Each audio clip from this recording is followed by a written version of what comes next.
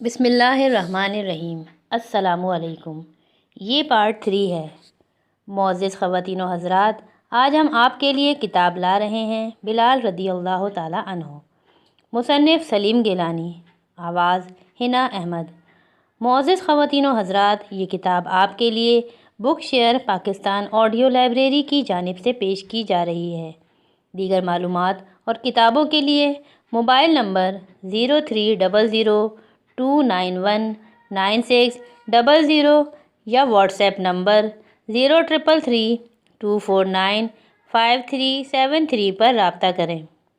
یہ کتاب آپ کے لیے علی رضا صاحب نے اسپانسر کی ہے۔ اس کتاب کے ٹوٹل صفحات 410 ہیں۔ تو آئیے سنتے ہیں پارٹ 3 صفحہ نمبر 47 سے۔ میں نے کچھ آوازیں سنی جیسے لوگ آپس میں کسی بات پر بحث کر رہے ہوں۔ ایک تو امیہ تھا، مگر یہ ایک اور ذرا دھیمی سی آواز کس کی تھی؟ میں نے آنکھیں کھولنے کی بہت کوشش کی، مگر سورج جو اس وقت اپنی پوری ہولناکیوں کے ساتھ آگ برسا رہا تھا مجھے چندیائے دے رہا تھا۔ کچھ رقم کا ذکر ہو رہا تھا۔ یہ تو کوئی نئی بات نہیں تھی، مکے کا معمول تھا۔ مکے میں دولت کمانے کا شوق وبا کی طرح پھیلا ہوا تھا۔ مجھے اس سے کوئی دلچسپی نہیں تھی۔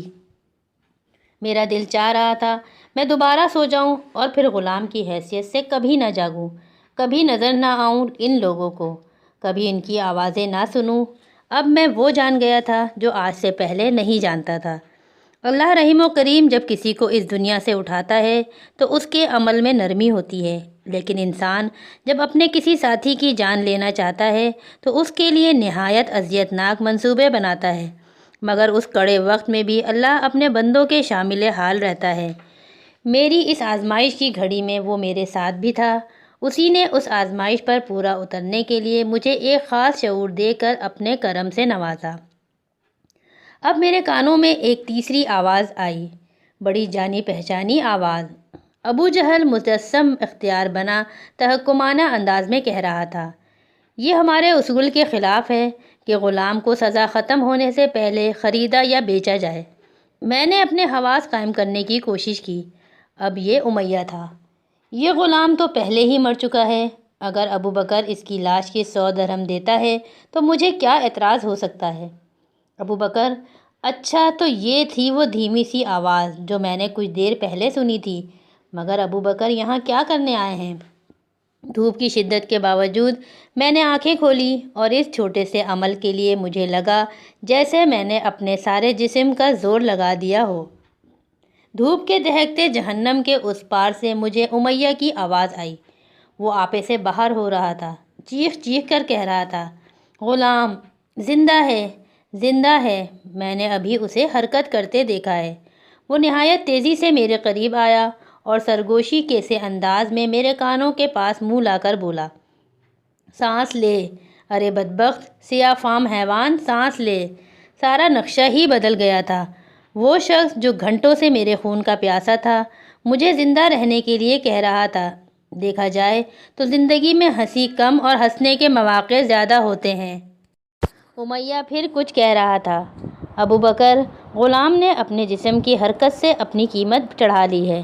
اب 100 میں نہیں 200 میں سودا ہوگا۔ 200 درہم میرے حوالے کرو اور لے جاؤ اسے۔ میرے اوپر رکھے ہوئے بھاری پتھر ہٹا لیے گئے، میری مشقیں کھول دی گئیں۔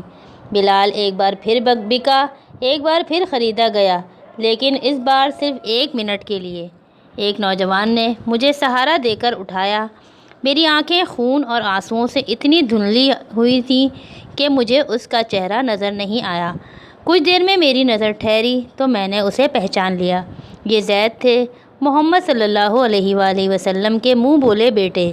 زید بن حارثہ رضی اللہ تعالیٰ عنہ نے کہا، بلال اب تم آزاد ہو۔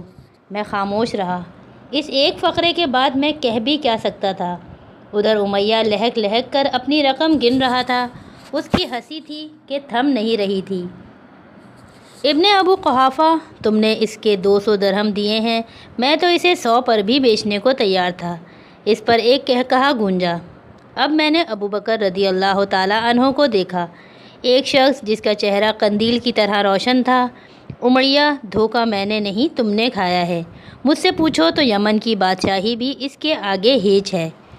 کیا میری قیمت واقعی اتنی بڑھ گئی تھی؟ میری ٹانگیں لرز رہی تھیں، چلنا تو درکنار، میں کھڑا بھی نہیں ہو سکتا تھا۔ ابو بکر نے مجھے ایک بازو سے پکڑا، زید نے دوسرے سے، اور مجھے نیم مردہ کو آدھا راستہ چلاتے اور آدھا تقریباً گھسیٹتے ساتھ لے گئے۔ 5 دن تک میں ابو بکر صدیق رضی اللہ تعالیٰ عنہ کے گھر ایک تاریک کمرے میں بے ہوش پڑا رہا۔ کبھی تھوڑی دیر کے لیے ہوش بھی آ جاتا تھا، مگر زیادہ عرصہ بے ہوشی طاری رہتی تھی۔ میرے بستر کے گرد سرگوشیاں کرتے حیولے مجھے مرہم لگاتے، تیل ملتے اور میرے بدن پر ٹھنڈے پھاہے رکھتے۔ ایک بار مجھے ہوش آیا تو میں نے کمرے کے ایک گوشے میں کسی کو عبادت کرتے دیکھا اور پھر بے ہوش ہو گیا۔ 6 دن صبح کے وقت میں چند قدم اٹھانے کے قابل ہو گیا۔ میں اپنے قدموں پر چل کر باہر کھلی فضا میں آیا تو ابو بکر رضی اللہ تعالیٰ عنہ کی خوشی کی انتہا نہ رہی۔ وہ فوراً ایک بکری لائے اور میرے سامنے اس کا دودھ دھو کر مجھے پلایا۔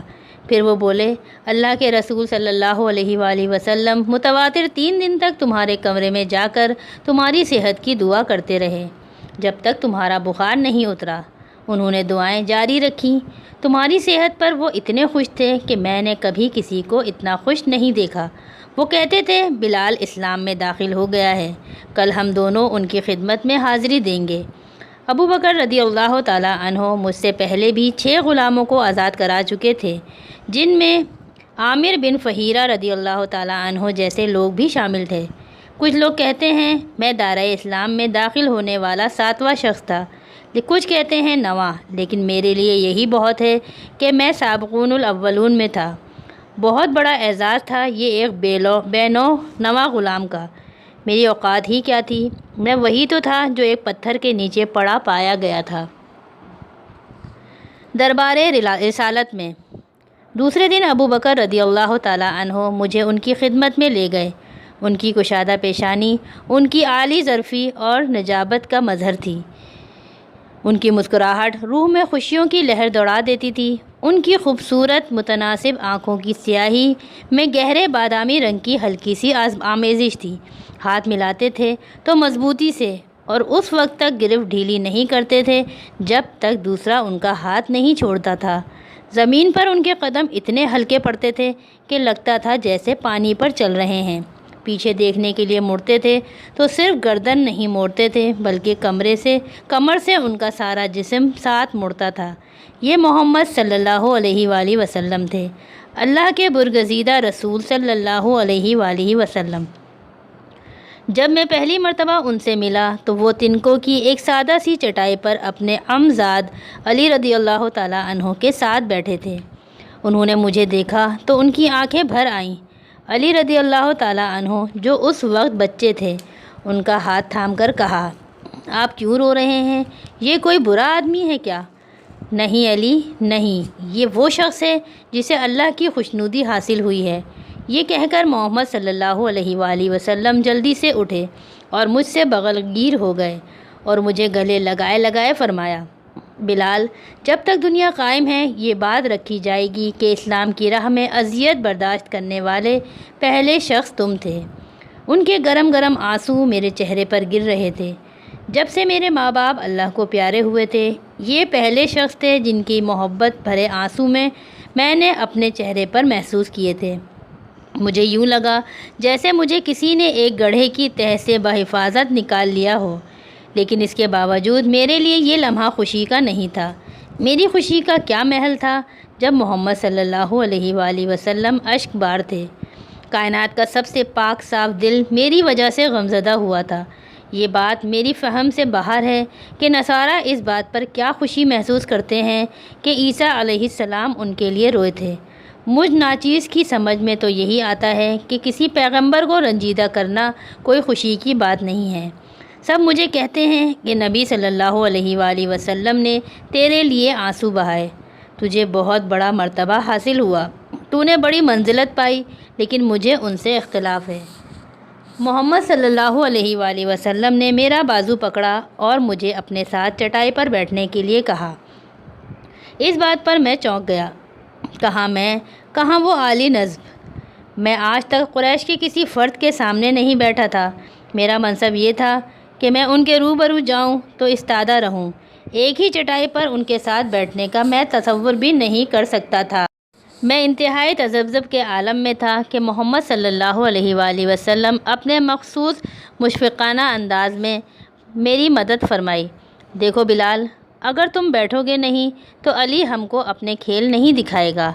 میں بیٹھ گیا۔ زندگی میں پہلی مرتبہ اہل منصب کے پہلو میں ایک ہی چٹائی پر، اور یہیں سے میری 22 سالہ رفاقت کا آغاز ہوا، جس کی بنا پر مجھے صحابی رسول صلی اللہ علیہ وآلہ وسلم کہلانے کا شرف حاصل ہوا۔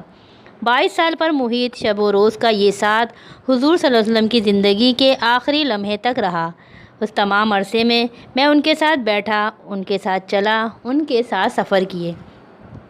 مدینہ منورہ میں انہیں صبح نماز کے لیے بیدار کرنے کی سعادت بھی میرے مقدر میں آئی۔ صبح جب میں اذان کے لیے جاتا تو پہلے ان کو بیدار کرتا، ان کے حجرے کے دروازے پر ہلکے سے دستک دیتا اور کہتا، یا رسول اللہ، نماز کا وقت ہو گیا ہے۔ ہاں، میں صحابی رسول صلی اللہ علیہ وآلہ وسلم تھا، اور یہ وہ مرتبہ ہے جس پر شاہان عالم رشک کرتے ہیں۔ اس دن جب میں ان کے ساتھ چٹائی پر بیٹھا تو بیٹھا کیا، عرش کی بلندیوں تک پہنچ گیا۔ جب علی اپنے کھیل دکھا رہے تھے تو سارا گھر خوشیوں سے معمور ہو گیا تھا۔ وہ پھلانگتے تھے، کودتے تھے، قلع بازیاں لگاتے تھے، الٹی سیدھی، اور پھر ہوا میں اچھلتے تو حضور صلی اللہ علیہ وسلم ان کو ہوا ہی میں پکڑ کر اپنے بازوؤں میں لے لیتے۔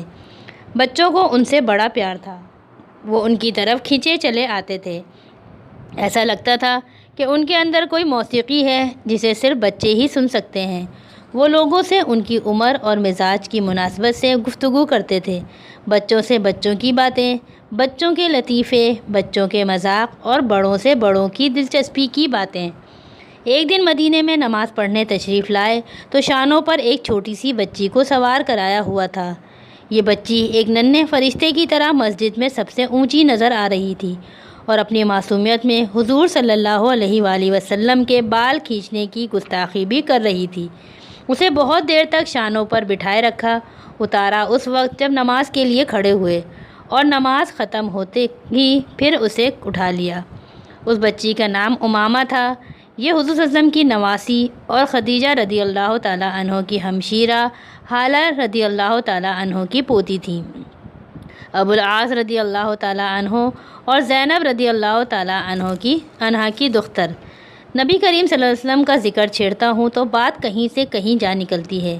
بے شمار واقعات ذہن میں ابھرنے لگتے ہیں، کس کو چھوڑوں، کس کو بیان کروں، کہاں سے ابتدا کروں، کہاں سے انتہا۔ ان کی یادوں، ان کی باتوں نے میری زندگی کے آخری دنوں کے ایک ایک لمحے کو حسن سے بھر کر رکھا ہے۔ چاروں طرف نور ہی نور پھیلا محسوس ہوتا ہے، اور نور کے اس دائرے میں ایک سیاہ نقطہ۔ کتنی رحمت ہے مجھ پر اللہ تعالیٰ کی۔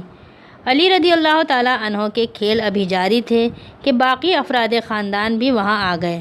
خدیجہ رضی اللہ تعالیٰ عنہ سرور کائنات صلی اللہ علیہ وآلہ وسلم کی چاروں دختران، زینب رضی اللہ تعالیٰ عنہا، رقیہ رضی اللہ تعالیٰ عنہا، ام کلثوم رضی اللہ تعالیٰ عنہا، فاطمہ رضی اللہ تعالیٰ عنہا، یہ اپنا ایک الگ حلقہ بنا کر بیٹھ گئیں۔ سب نے مجھے نہایت اپنائیت کی نظر سے دیکھا۔ فاطمہ رضی اللہ تعالیٰ عنہا نے تو بیٹھتے ہی مجھ پر سوالات کی بوچھار کر دی۔ حبشہ کہاں ہے؟ کیسا ہے؟ وہاں کے درخت کیسے ہوتے ہیں؟ پہاڑ کیسے ہوتے ہیں؟ پھول کیسے ہوتے ہیں؟ چڑیاں کیسی ہوتی ہیں؟ میں بیچارہ کیا جواب دیتا؟ میں نے تو حبشہ کبھی دیکھا ہی نہیں تھا۔ ادھر ادھر کے جواب دیتا رہا۔ اتنے میں ام کلثوم رضی اللہ تعالیٰ عنہا نے کھجوروں کی ایک ٹوکری لا کر رسول اکرم صلی اللہ علیہ وآلہ وسلم کے سامنے رکھ دی۔ حضور صلی اللہ علیہ وسلم نرم نرم پکی پکی کھجوریں انگلیوں سے دبا دبا کر دیکھتے اور مجھے دیتے جاتے۔ خود کھانے کے لیے جو کھجور بھی ہاتھ میں آتی کھا لیتے۔ پھر خدیجہ رضی اللہ تعالیٰ عنہا نے ہمارے لیے بکریوں کا تازہ دودھ منگوایا۔ خدیجہ رضی اللہ تعالیٰ عنہا اپنے شوہر سے 15 سال بڑی تھیں، دراز قد، خوش خرام، خوش مزاج، پروقار۔ اس عمر میں بھی وہ ایک خوبصورت خاتون تھی۔ وہ 25 سال تک حضور اکرم صلی اللہ علیہ وسلم کے عقد میں رہیں، اور جب تک انتقال نہیں فرمایا حضور صلی اللہ علیہ وآلہ وسلم نے دوسرا نکاح نہیں کیا، اور نہ کبھی اس خواہش کا اظہار کیا۔ خدیجہ رضی اللہ تعالیٰ عنہا کے انتقال کے وقت رسالت مآب صلی اللہ علیہ وآلہ وسلم کی عمر 50 سال تھی۔ دونوں کا آپس میں بے حد پیار تھا۔ زندگی بڑی خوشیوں میں بسر ہو رہی تھی، لیکن مکمل خوشی تو شاید انسان کے مقدر ہی میں نہیں ہوتی۔ ان دونوں کو بھی ایک غم تھا، ان کے کوئی اولاد نرینہ نہیں تھی۔ 2 بیٹے پیدا ہوئے تھے، قاسم اور عبداللہ، لیکن ان کا صغر سنی ہی میں انتقال ہو گیا تھا۔ قاسم حضور صلی اللہ علیہ وسلم کی پہلی اولاد تھے، زینب سے بھی پہلے۔ انہی کے نام پر آپ کی کنیت ابو القاسم پڑی۔ عبداللہ سب سے چھوٹے تھے، فاطمہ سے بھی۔ اب دن ڈھلنے لگا تھا، سائے دراز ہوتے جا رہے تھے، باہر تھوڑی سی ہوا چلنی شروع ہو گئی تھی، اور مکہ جو دھوپ کی حدت میں دم سادھے پڑا تھا، آہستہ آہستہ بیدار ہونے لگا تھا۔ مکہ ہوا کے جھونکوں سے بیدار ہوتا ہے، گرمی میں اتنی گھٹن ہوتی ہے کہ سانس لینا بھی دوبھر ہو جاتا ہے۔ ہوا چلی تو سب نے گہرے گہرے سانس لے کر اس کا خیر مقدم کیا۔ رسول کریم صلی اللہ علیہ وآلہ وسلم نے فرمایا، چلو باہر بیٹھتے ہیں، صحن میں موسم بہتر ہوگا۔ میں اٹھنے کو تو اٹھ گیا، لیکن اٹھتے ہی مجھے احساس ہوا کہ میں تو تقریباً اپاہج ہوں۔ میں اپنا بوجھ نہیں سنبھال پا رہا تھا، لڑکھڑا کر گرنے ہی والا تھا کہ ابو بکر رضی اللہ تعالیٰ عنہ نے لپک کر مجھے سہارا دیا اور اپنے بازوؤں میں سنبھال کر مجھے دوبارہ بٹھا دیا۔ خدیجہ رضی اللہ تعالیٰ عنہا نے یہ صورتحال دیکھی تو بیٹیوں کو آواز دے کر کہا، کمبل اور گرم تیل لے آئیں، لیکن محمد صلی اللہ علیہ وسلم کے پاس ایک اور علاج تھا۔ انہوں نے فرمایا، اٹھنے کی کوشش کرو بلال، خون کو گردش میں آنے دو۔ یہ کہہ کر انہوں نے اپنا ہاتھ میرے ہاتھ میں دیا۔ میں اپنی ٹانگیں سیدھی نہیں کر پا رہا تھا، ان پر وزن ڈالنے کا تو سوال ہی نہیں تھا۔ انہوں نے آہستہ آہستہ مجھے کھینچ کر اٹھانے کی کوشش کی اور میں ان کا ہاتھ تھامے اوپر اٹھتا چلا گیا۔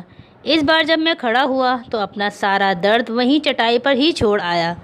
محمد صلی اللہ علیہ وآلہ وسلم کبھی معجزے نہیں دکھاتے تھے، انہیں بیماروں کو شفا یاب کرنے کا کوئی دعویٰ نہیں تھا، وہ مردوں کو زندہ نہیں کرتے تھے، پانی پر چل کر نہیں دکھاتے تھے، لوہے کو پانی پر تیرا کر لوگوں کو حیرت میں مبتلا نہیں کرتے تھے، اور نہ زخموں سے نڈھال غلاموں کا درد رفع کرنے کے لیے کوئی اعجاز دکھاتے تھے۔ اس شام بھی جب انہوں نے مجھے اٹھایا اور ان کے ہاتھ کے لمس سے میرا سارا درد دور ہو گیا تو انہوں نے کوئی معجزہ نہیں دکھایا، وہ ان باتوں سے بہت بلند تھے۔ انہوں نے صرف اتنا کیا کہ مجھے اپنی تکلیف کو برداشت کرنے کی طاقت عطا کی۔ یہ ان کا وصف تھا کہ وہ ہر شخص کے اندر چھپی ہوئی قوتوں اور صلاحیتوں کو دیکھ لیتے تھے اور ان کا اسے شعور دیتے تھے۔ جیسے ہی انہوں نے محسوس کیا کہ ہر شخص کے اندر فطری طور پر رحم کا جذبہ موجود ہے تو انہوں نے سب کو اس کا ادراک کرا دیا، اور اس طرح انسان کی یہ فطری خوبی ابھر کر سامنے آ گئی اور زندگی کا روزمرہ بن گئی۔ محمد صلی اللہ علیہ وسلم ملا بشریت کے دائرے میں زندگی گزارتے تھے۔ ان کی ولادت بھی دائرۂ بشریت میں ہوئی، ان کی وفات بھی۔ یہ بات ایک جگہ مسلم ہے کہ اللہ نے ان کو وہ کچھ مرحمت کیا جو پہلے کسی نبی کے حصے میں نہیں آیا۔ اللہ نے انہیں قرآن کریم عطا کیا، اور یہی کلام الہی جو ہمیں ان کی وساطت سے ملا سب سے بڑا معجزہ ہے۔ چلتے چلتے انہوں نے دھیمی آواز میں کہا، بلال، تم اللہ کو کس کس طرح جانتے ہو؟ میرا دل اللہ کی شہادت دیتا ہے۔ وہ میرے جواب سے مطمئن نہیں ہوئے۔ چند قدم اور چلے تو میں نے مزید کہا، میں اللہ کو جانتا ہوں لیکن پھر بھی نہیں جانتا، کیا اللہ تلاش سے مل سکتا ہے؟ وہ خاموش قدم بڑھاتے رہے، میں ان سے ذرا پیچھے تھا، شاید انہوں نے میرا سوال نہیں سنا تھا۔ پھر وہ رکے اور اپنے سارے جسم کے ساتھ نہایت دلکش انداز میں مڑتے ہوئے بہت اپنائیت اور تعلق کے لہجے میں مجھ سے مخاطب ہوئے، ہاں بلال، تلاش سے، اس کی عبادت کرنے سے، اس کی حمد و توصیف کرنے سے اور اس کے بندوں کے ساتھ ہمدردی کرنے سے اللہ تعالیٰ اپنے بندے کے قریب ہو جاتا ہے۔ لیکن ہمیشہ یاد رکھنا، بندہ اللہ کو نہیں پاتا، اللہ تعالیٰ خود بندے کو تلاش کرتا ہے۔ ایمان بندے کی اپنی صفت نہیں، یہ اللہ کا عطیہ ہے۔ ان کے چہرے پر عجیب استقامت اور طمانینت تھی، لہجے میں یقین کی قوت جھلکتی تھی۔ میں اللہ کا پیغمبر ہوں اور مجھے علم ہے کہ اللہ تک رسائی کا راستہ اسلام ہے۔ اس یادگار دن میں اسلام کا لفظ میں نے دوسری مرتبہ سنا تھا، مگر ابھی تک اس لفظ کا اصل مفہوم مجھ پر واضح نہیں تھا۔ ویسے ہر بار سننے کے بعد اس لفظ کے معنی ہیں وسعت پیدا ہو جاتی تھی۔ انہوں نے میری بے علمی اور کم مائگی کو محسوس کیا اور میرے کندھے پر ہاتھ رکھ کر فرمانے لگے، اسلام کا مطلب ہے اپنے آپ کو اللہ لا شریک کی مرضی کے تابع کر لینا۔ اسلام کا مطلب ہے سب انسانوں کے ساتھ نیک سلوک کرنا، خواہ وہ کسی رنگ، کسی نسل، کسی منصب کے ہوں۔ اسلام نوع انسان کی مساوات کا پیغام ہے۔ اسلام انسان کے لیے اللہ تعالیٰ کا منتخب کیا ہوا دین ہے۔ انہوں نے میرے کندھے سے ہاتھ ہٹا لیا اور شرمندے سے انداز سے منہ پھیر لیا۔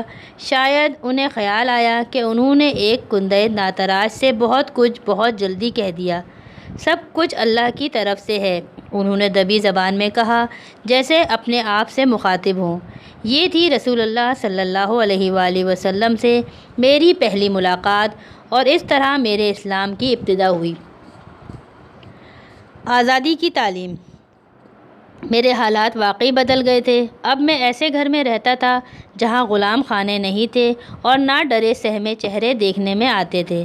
یہ ابو بکر کا گھر تھا، لیکن ابو بکر اپنے مہمانوں کے لیے میزبان کم اور خادم زیادہ تھے۔ صبح سویرے ان کا پہلا کام یہ ہوتا تھا کہ وہ اپنی 3 بکریوں کا دودھ دوہیں، نہیں بلکہ اس سے بھی پہلے وہ نماز پڑھتے تھے۔ رسول پاک صلی اللہ علیہ وسلم کے تمام اصحاب کو محبت اور شفقت کی خاص تعلیم تھی، مگر ان سب میں ابو بکر سب سے زیادہ شفیق و خلیق تھے۔ ان کے مزاج میں بے حد دھیما پن تھا، بہت حلیم الطبع، نہایت بھلے مانس انسان تھے۔ یہی نہیں، وہ بہادری اور شجاعت کے ہر امتحان میں بھی پورا اترے۔ گھر کا ادنا سے ادنا کام بھی اپنے ہاتھ سے کرتے تھے۔ تاریخ بھی ان کا مزاج نہ بدل سکی۔ رسول پاک صلی اللہ علیہ وآلہ وسلم کی وصال کے بعد جب وہ ان کے ہوئے تو اس وقت تقریباً نصف دنیا ان کے زیر نگی تھی، اور ان کی فوجیوں کی ہیبت سے دنیا کی عظیم سلطنتوں کے ایوانوں میں لرزا تھا۔ ان دنوں میں بھی وہ اپنے گھر کی دہلیز پر بیٹھے اپنے ہاتھوں سے اپنے جوتے مرمت کرتے تھے۔ جب میں انہیں معرکہ عراق میں مسلمانوں کی عظیم الشان فتح کی خوشخبری سنانے گیا تو میں نے ان کو اسی حالت میں اپنی دہلیز پر بیٹھے ہوئے پایا۔ لیکن اس وقت میں جس دن کا ذکر کر رہا ہوں، اس دن تک تو 20 بندے بھی مسلمان نہیں ہوئے تھے، اور فارس کی ملوکیت ابھی تک اپنے 1000 سالہ قدیم تخت پر قائم تھی۔ میں نے ابو بکر کو آتے دیکھا تو ایک مرتبہ پھر ان کا شکریہ ادا کیا کہ انہوں نے مجھے خرید کر آزاد کیا۔ میری بات ختم بھی نہیں ہوئی تھی کہ الٹا انہوں نے میرا شکریہ ادا کرنا شروع کر دیا، گویا میرا ہی ان پر احسان تھا، اور گویا وہ رقم بھی میں نے ہی دی تھی جس سے مجھے خریدا گیا تھا۔ ابو بکر کہنے لگے، رسول اللہ صلی اللہ علیہ وآلہ وسلم فرماتے ہیں کہ غلاموں کو آزاد کرنے سے اللہ تعالیٰ خوش ہوتا ہے۔ یہ بات انہوں نے شرماتے شرماتے کہی، بلکہ یہ کہتے ہوئے ان کی زبان ایک آدھ بار لڑکھڑائی بھی، شاید اس لیے کہ اپنی ایمانداری سے مجبور ہو کر وہ میرے ہی سامنے اعتراف کر رہے تھے کہ انہوں نے مجھے اپنے ثواب کی غرض سے آزاد کرایا ہے۔ لیکن نیک ناموں کے پس منظر میں اس قسم کی روحانی خودغرضی تو ہر دین کا حصہ ہے۔ وہ کہنے لگے، بلال، اب تمہیں نئے کام کرنے ہوں گے، اور شاید اتنے سخت کہ اب سے پہلے کبھی نہ کیے ہوں۔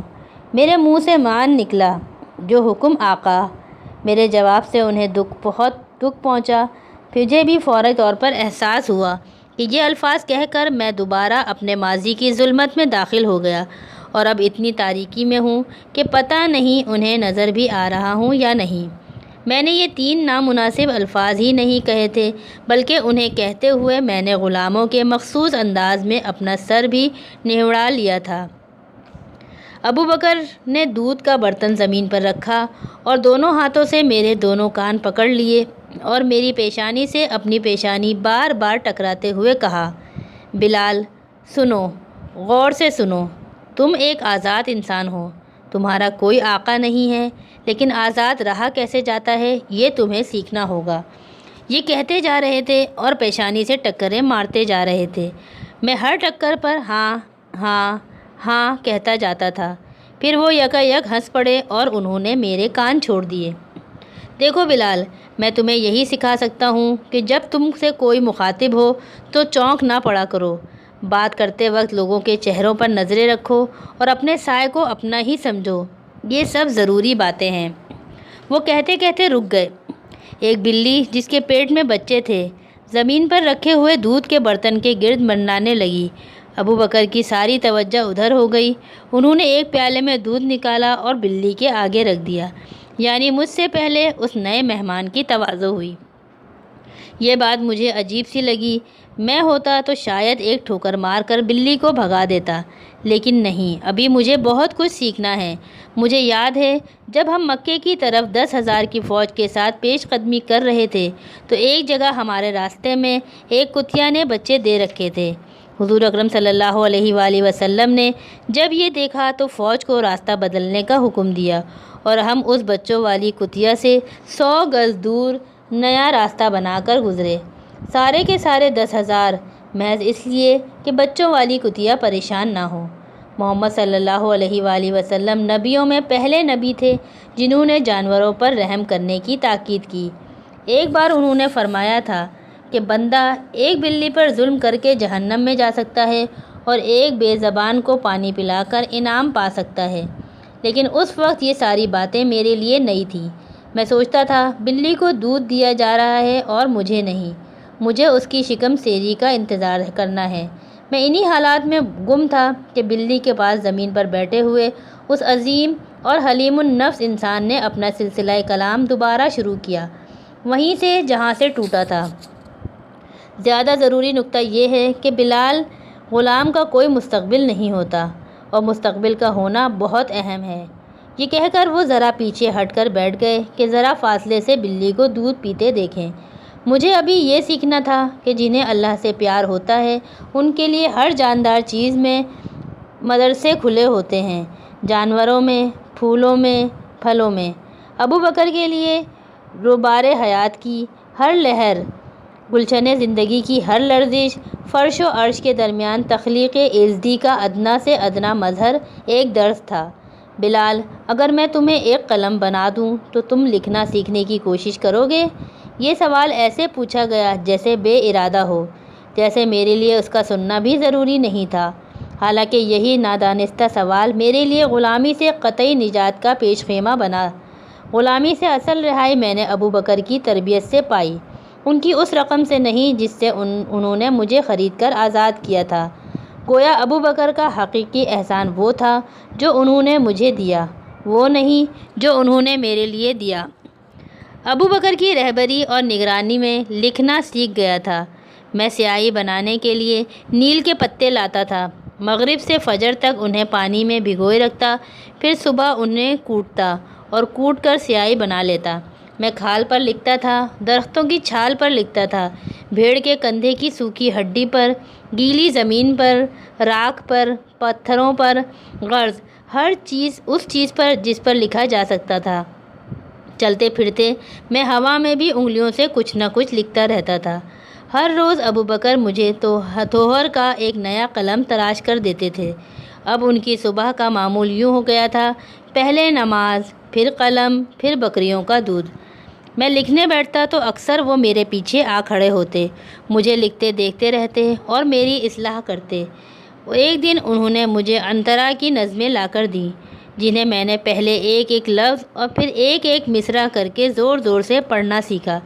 انترا صحراؤں کا شہزادہ تھا، اس کے عظیم کارنامے، یکا و تنہا کئی سے لڑ کر داد شجاعت وصول کرنے کی داستانیں، اس کی نیکیوں کے قصے، مہمان نوازیوں کی کہانیاں، ابلہ سے محبت کے افسانے اور ابلہ کے عشق میں ڈھلے ہوئے اس کے رومانی اشعار زمان زدہ خلائق تھے۔ انترا اپنے عہد کا ہیرو تھا، اس کا کوئی ثانی نہیں تھا، نہ شمشیر زنی میں نہ شاعری میں۔ مجھے اس کا ہر مصرع مبہوت کر دیتا تھا، یہ اس کی نظم کی عظمت کا تقاضا تھا، مگر میرا ان سے ایک ہی تعلق یہ بھی تھا کہ انترا بھی میری طرح حبشہ کی ایک غلام خاتون کا بیٹا تھا۔ ایک دن ابو بکر رضی اللہ تعالیٰ عنہ باہر سے آئے تو بہت خوش تھے۔ میں اپنے لیے سیاہی بنا رہا تھا، مجھے سیاہی بناتے دیکھ کر اور بھی خوش ہوئے۔ انہوں نے جلدی سے آگے بڑھ کر میری سیاہی سے داغدار ہاتھ پکڑ کر چوم لیے۔ تمہیں پتہ ہے آج رسول اللہ صلی اللہ علیہ وآلہ وسلم نے کیا فرمایا؟ ابو بکر میرا ہاتھ پکڑے پکڑے مجھے ایک گدے کے پاس لے گئے، بیٹھنے کو کہا اور ساتھ ہی خود بھی بیٹھ گئے۔ جو خبر وہ لے کر آئے تھے اس کے لیے اتنا اہتمام ضروری تھا۔ جب ہم بیٹھ گئے تو انہوں نے کہا، کتاب بلال رضی اللہ تعالیٰ عنہ کا پارٹ 3 صفحہ نمبر 64 پر